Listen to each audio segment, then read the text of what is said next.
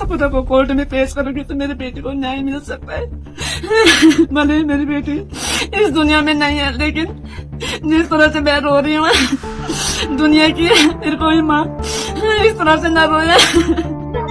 बेटी को बचा रहे हैं ताकि उनका बलात्कार हो, और बेटी को पढ़ने तो दे नहीं रहे हैं क्योंकि जो अंकिता भंडारी थी वो बेचारे भी नहीं पढ़ पा रहे थे आगे, फाइनेंशियल रिसेप्शनिस्ट के तौर पर जॉब कर रही इसका प्रदर्शन है, इसमें कांग्रेस पार्टी और यूकेडी के झंडे आपको दिखाई दे रहे हैं। एक वीआईपी की पेशकश के लिए बोला गया, उन्होंने मना कर दिया और अपना स्वाभिमान बचाने के लिए उन्हें जान दे दी। आप खुद सोचिए कि कितना बड़ा कोइंसिडेंस है। ये सारे मामले अभी जो बढ़ रहे हैं वो सारे एक पर्टिकुलर पॉलिटिकल पार्टी से रिलेटेड।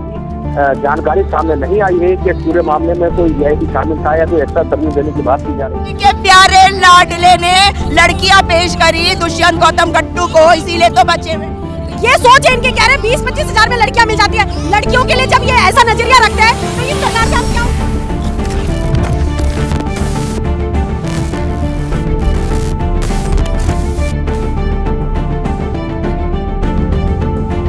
एक बात बताओ, हम उत्तराखंड को देवभूमि बोलते हैं, राइट? देवताओं का घर। लेकिन सोचो, एक 19 साल की लड़की अपनी फैमिली को सपोर्ट करने के लिए जॉब ढूंढने निकलती है और उसे मिलता क्या है? एक सिस्टम जो उसे नोच कर खा जाता है। आज बात करते हैं अंकिता भंडारी केस की, और प्लीज इस वीडियो को पॉलिटिक्स समझकर स्किप मत करना, क्योंकि यह कहानी बतानी है कि जब पावर और पॉलिटिक्स मिल जाते हैं तो एक आम इंसान की औकात क्या रह जाती है। मिलिए हमारे विलन से, पुलकित आर्य। इस बंदे में इतनी अकड़ क्यों थी? क्योंकि इसके पापा विनोद आर्य बीजेपी के बड़े लीडर और पूर्व राज्य मंत्री थे। आपको पता है ना इंडिया में क्या होता है? तू जानता नहीं मेरा बाप कौन है, बस यही एटीट्यूड इस बंदे का था। इसने एक रिजॉर्ट खोला, वंतारा। बाहर से तो रिजॉर्ट था, लेकिन अंदर ये अय्याशी का अड्डा था। अंकिता वहां रिसेप्शनिस्ट की जॉब करने गई थी, लेकिन पुलकित और उसके दोस्तों ने उसे फोर्स किया स्पेशल सर्विस देने के लिए। मतलब समझ रहे हो ना, प्रोस्टिट्यूशन। जब अंकिता ने मना किया तो इन दरिंदों ने उसे नहर में धक्का दे दिया। अब यहाँ एंट्री होती है हमारे सिस्टम की। पार्टी का नारा है बेटी बचाओ बेटी पढ़ाओ, लेकिन जब अंकिता के पिता पुलिस के पास गए तो पुलिस सो रही थी। पटवारी रिपोर्ट नहीं लिख रहा था। क्यों भाई? क्योंकि आरोपी नेताजी का बेटा था। अगर यही क्राइम किसी आम आदमी ने किया होता तो पुलिस 2 घंटे में उसे उठा लेती, लेकिन यहाँ तो पूरा सिस्टम बेटे को बचाने में लग गया। यह है डबल इंजन सरकार की असली स्पीड। और अब सुनिए इस केस का सबसे बड़ा जोक। सरकार को अचानक याद आया कि उन्हें इंसाफ करना है, तो उन्होंने क्या किया? रातों रात उस रिजॉर्ट पर बुलडोजर चलवा दिया। वाह, तालियां बजानी चाहिए। बिल्कुल नहीं बॉस, वो क्राइम सीन था। उसी कमरे में अंकिता के फिंगरप्रिंट्स थे, स्ट्रगल के निशान थे, डीएनए सबूत थे। दुनिया की कौन सी पुलिस इन्वेस्टिगेशन पूरी होने से पहले क्राइम सीन को तोड़ देती है? ये जस्टिस नहीं, ये एविडेंस डिस्ट्रक्शन था। इसको सबूत मिटाना कहते हैं, ताकि फॉरेंसिक वालों को कुछ मिले ही नहीं।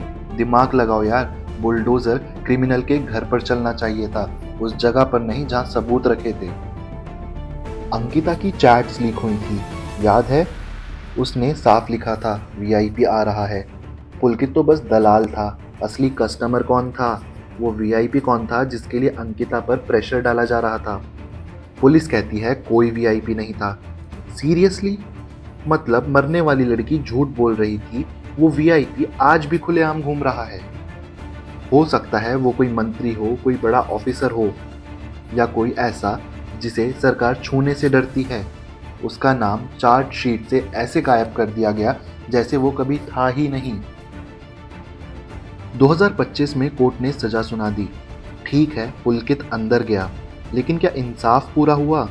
जब तक उस कमरे को तोड़ने वाले ऑफिसर और उस वीआईपी का नाम सामने नहीं आता, तब तक ये केस बंद नहीं होना चाहिए। ये किसी एक पार्टी की बात नहीं है, ये उस माइंडसेट की बात है जो सोचता है कि सत्ता के दम पर कुछ भी किया जा सकता है।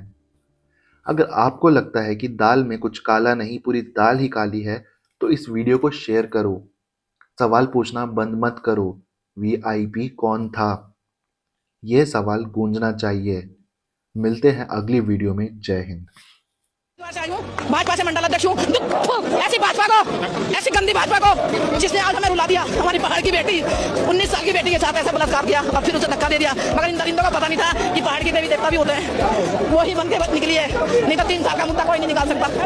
हमारे पहाड़ों में रिसोर्ट खोल रखा, हमारे पहाड़ों में सर्विस चाहिए ना बेटियों की, हमारे पहाड़ों में इनको दारू चाहिए, हमारे पहाड़ों से। और बच्चे हमारे होटलों में बर्तन मांज रहे हैं, पढ़े लिखे बच्चे होटलों में। हमारे बच्चों को नौकरी है ही नहीं, हमारे बच्चों को नौकरी नहीं है, पढ़ लिख के उन्हें गुमराह कर रहे हैं और बेटियों को आगे ला रहे हैं। कह रहे सर्विस दो। अरे धामी, अगर तू सर्विस गट्टू को लेके आ, सर्विस हम देंगे उसे। अंकिता भंडारी ने तो जो सर्विस दी बेचारी ने, अगर सच्ची ना होती ना तो मरती ना। पहाड़ की बेटी थी, उसने कुछ सोचा मेरे। ठीक है देवी, और मैं तो अंकिता से कहती जहाँ भी बेटी तू हो, मेरी आत्मा को शांति मिले और इन दरिंदों के कीड़े पड़े। ये अगला 27 का चुनाव तो लड़ने जाएंगे, इनको लगवा मारेगा। धामी मेरी आवाज सुन लेना, मैंने तेरे साथ एक बार देहरादून में बातचीत हुई थी, भाजपा से मंडल अध्यक्ष हूँ। ऐसी मंडल अध्यक्ष, ऐसी भाजपा सरकार का कीड़े पड़ा।